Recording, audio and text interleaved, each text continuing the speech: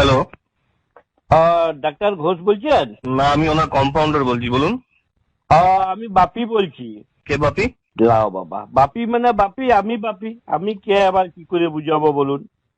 বলছি যে আমার বউ 7 মাসের পুয়াতি আছে, তো ডাক্তার বলেছিল 7 মাস হলে পরে একবার চেক আপ করাই নিয়ে যাবেন, তাই নামটা লেখাচ্ছি। আচ্ছা, নামটা বলুন।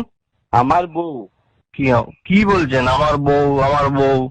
আপনার লয়, আপনার লয়, আমার বউ। আরে দাদা, আপনার আপনার বউয়ের তো একটা নাম আছে নাকি? হ, সে তো থাকারই কথা। লেখুন, ঝুমা রানী, ঝুমা রানী রায়। বলি হুম। ঝুমা রানীটা একসঙ্গে লিখবেন। আরে বাবা, নাম লিখতে জানি। হ্যাঁ, সে তো বুঝলাম, কিন্তু জানেন তো আধার কার্ডে ঝু লিখেছে, তারপরে ফাঁক দিয়ে পরে মা রানী। এই আধার কার্ডে লোককে দেখাইতে পারি, তাই বলে দিলাম আর কি। বয়সটা বলুন, বয়সটা।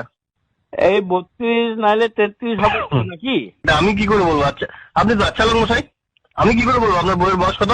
আরে আপনাকে জিজ্ঞাসা করি নাই, আমার বউ পাশে বসে আছে, আমি ওয়াকেই জিজ্ঞাসা করছি। আর আপনি অমনি আমাকে শুধু শুধু ধমকাচ্ছেন কেন?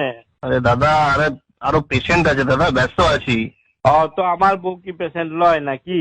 নাকি আমি টাকা দিব নাই? আচ্ছা ঠিক আছে, শুনুন শুনুন, আমি নামটা লিখে দিয়েছি, আপনার বউকে খালি পেটে আনবেন।